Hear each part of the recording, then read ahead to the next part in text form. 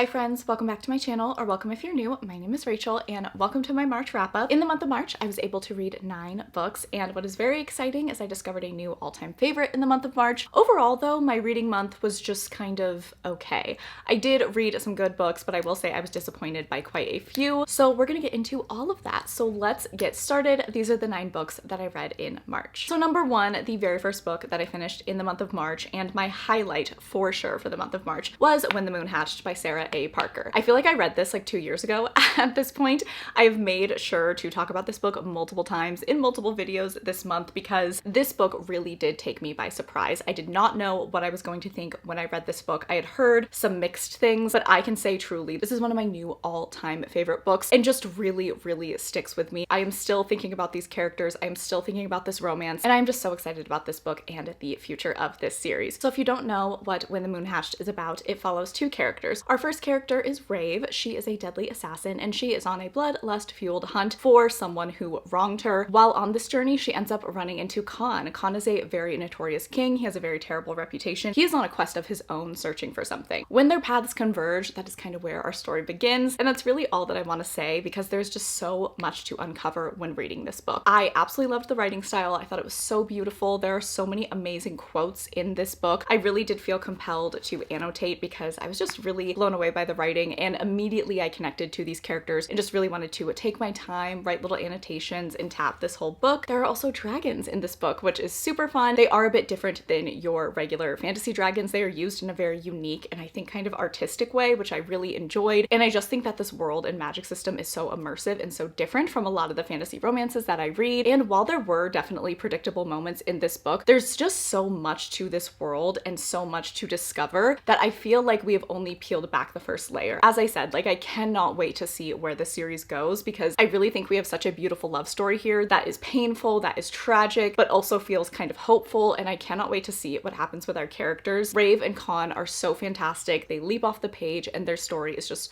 so beautiful and painful, and I truly think this is a masterpiece. This is one of those books that I feel like lucky to have read, and I just really loved it. Cannot recommend it enough, and was a great way to start the month of March. The next book that I read in the month of March was North Queen by Nicola Teich. This is another fantasy romance, and in the beginning of the book, our main character has no idea who she is, where she's from, anything about her past, but she ends up getting rescued by the captain of the guard from the kingdom that she is from. And once she gets back to the castle, she finds out that she is the future queen, that she is in an arranged marriage and is to be betrothed to a neighboring kingdom's prince, and tries to adjust to this new life that she has been thrust into as she does not remember anything. She sets out on a journey to go and meet her betrothed, but along the way, conflict ensues. So I was really excited about this book, but I was pretty disappointed with it by the end. Number 1, I think I have just discovered I don't really like the amnesia trope. I don't like our main character not knowing who they are, where they are, who they've been, where they've been. It's just not a great way to start a book for me, and I feel like it just lends itself to lots and lots of ongoing world building through like monologue, which I don't think is very fun. Lots of telling versus showing because we have to kind of tell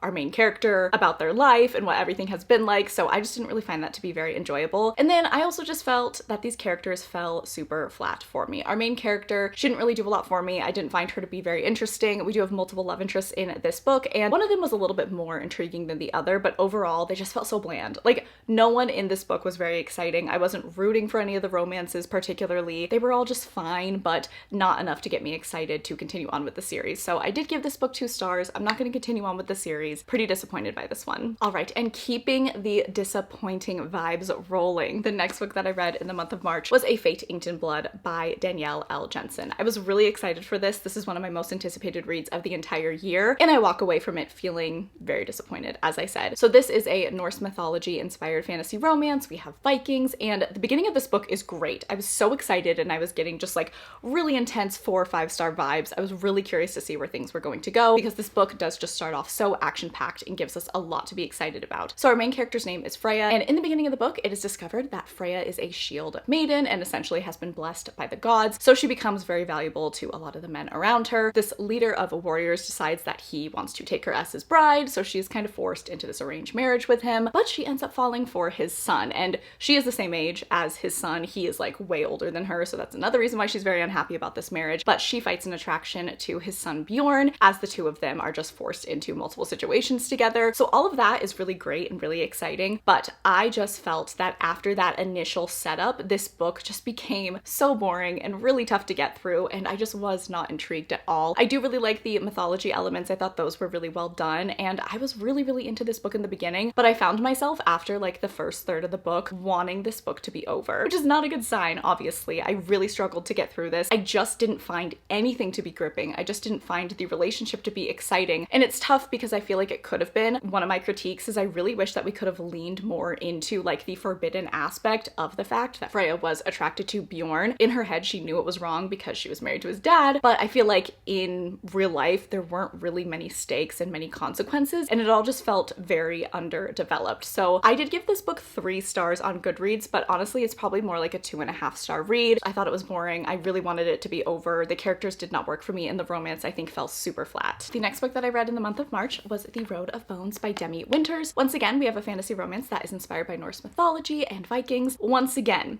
disappointing vibes have arrived. I am so sorry. I promise I have some good books to talk about here in a little bit, but I wanted to just kind of get through the disappointing books. So unfortunately, I did not love this book as much as I thought that I would. I do like it a little bit more than A Fate Inked in Blood, but not much. So in this book, we follow our main character, Scylla. In the beginning of the book, after tragedy strikes, Scylla needs to escape her village. She knows that there is like a safe house on the other side of the country, so she decides to go on the Road of Bones and try to make it to that safe house. But the Road of Bones is very dangerous, and she is a woman by herself. She ends up stowing away in this group of warriors' carriage. They discover her, and she's very scared of them at first, but they kind of work out a deal where they can be mutually beneficial to one another, and she joins their ragtag team. She does end up having a romance with one of the warriors, and so we get Scylla's POV, we get that warrior's POV, another one of the warrior's POV, and then an assassin who was sent by the queen to hunt Scylla down. We also get her POV, which I thought was a really nice touch to the book. So I did really like the idea of this book, and I love the fact that a lot of it takes place traveling through the forest. I thought that that was really fun. So this was a situation where it's a perfectly fine book, but once again, I just wasn't very entertained. I wasn't really gripped. Scylla as a main character was fine, but she didn't really do a whole lot for me. I didn't get super connected to her, which I had a problem with. The romance that goes on in this book, I feel like just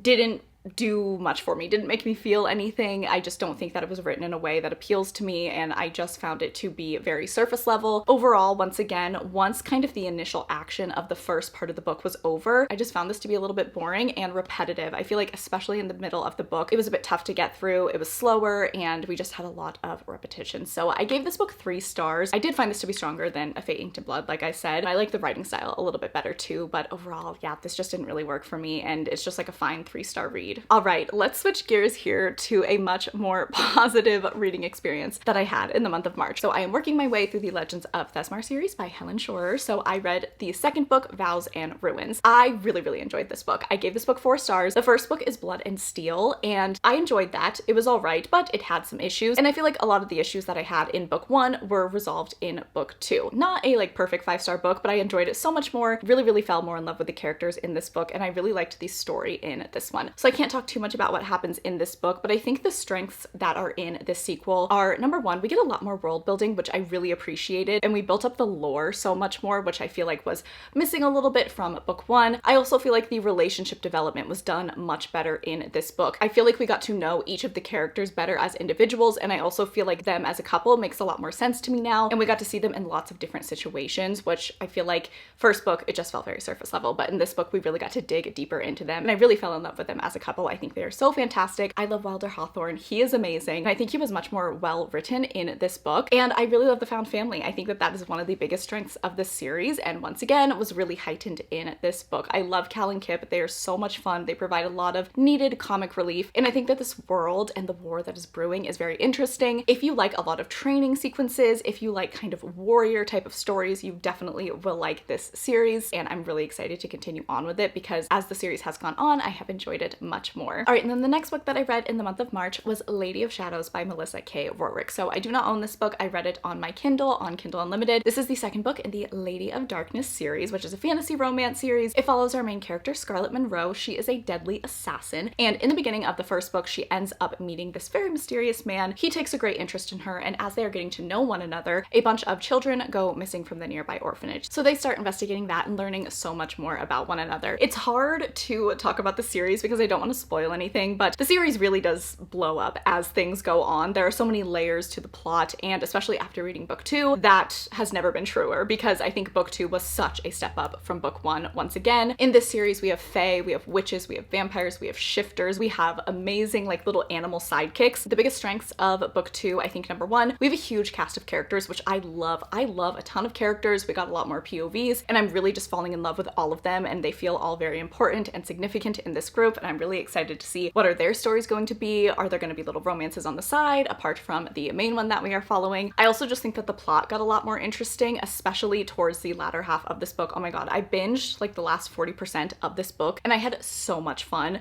And speaking of binging, there's something about Melissa K. Rorick's writing style. You just fly through it. It is unputdownable, and I just needed to keep going, which I had just such a great time with. So I ended up giving Lady of Shadows a 4-star rating. This book and the series as a whole is not perfect, and there are definitely some flaws with it. In the beginning of the series, for sure, you're going to see similarities to ACOTAR and Throne of Glass. Some of them like don't bother me because we see a lot of these things in a lot of fantasy romance series, but others I can definitely see like, wow, that's very similar to those series. But now that I finished book 2, I definitely feel that we are drifting away from a lot of that, and I have heard from others who have read the series as a whole that it does definitely differentiate itself as the series goes on. So just something to be aware of, but it's super fun and the vibes are good, and I really like the characterization that Melissa K. Rorick has done. So for me, it's a 4-star because I had such a good time with it, and I just find it so addicting. So really, really loved this book. Definitely recommend this series. I am so excited to read the 3rd book in the series. I heard that is one of the best in the series, and that is on my April TBR. So I hope to get to that one and continue to enjoy this series. The next book that I read in the month of March was a little bit different for me, but I needed a bit of a palette cleanser. I love fantasy romance. I'm a fanro girly till I die,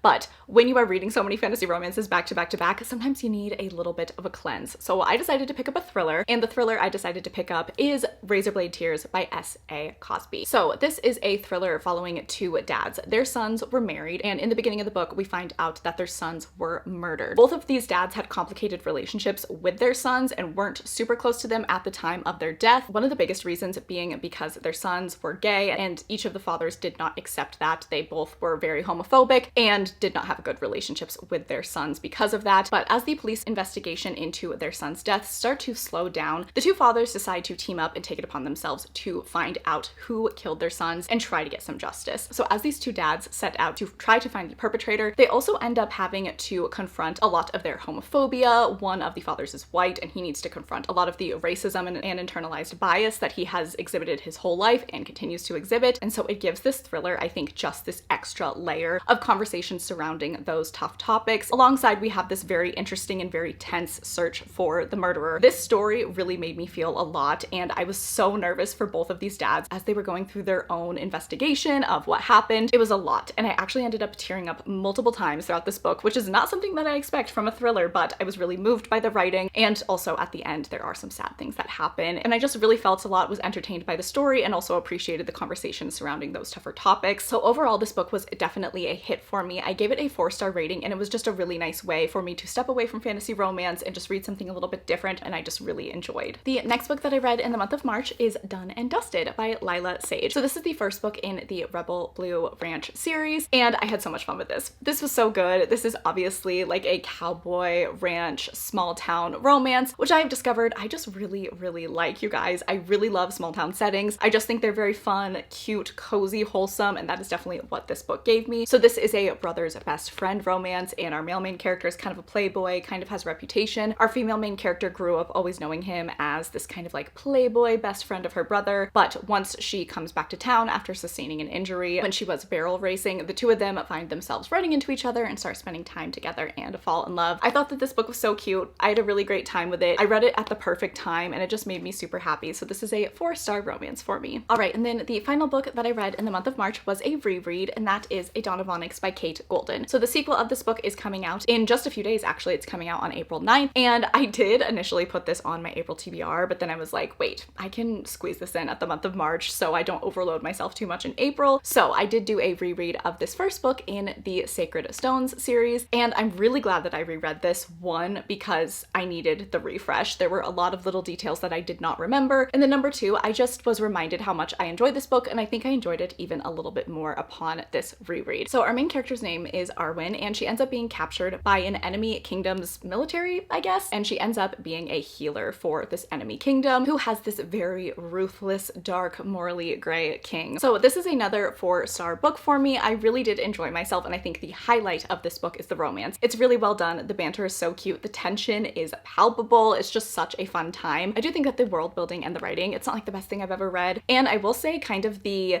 reveals at the end do feel very like hastily done, but I had a good time. This is just a good time book. This is just good vibes, good times, bantery, tension-filled romance. That is what I am here for when I read this book, and that is definitely what I got. So once again, really happy that I reread this, and I am super excited for the sequel. All right, besties, so that is going to be it for my March wrap-up. If you made it to this point in the video and you wanted to let me know, go ahead and leave the butterfly emoji. Please make sure that you're following me on Instagram and Goodreads. They are always linked down below. I really appreciate that you watched this video. I hope that you were having a fantastic day. I love you all so much, and I will catch you guys in the next one.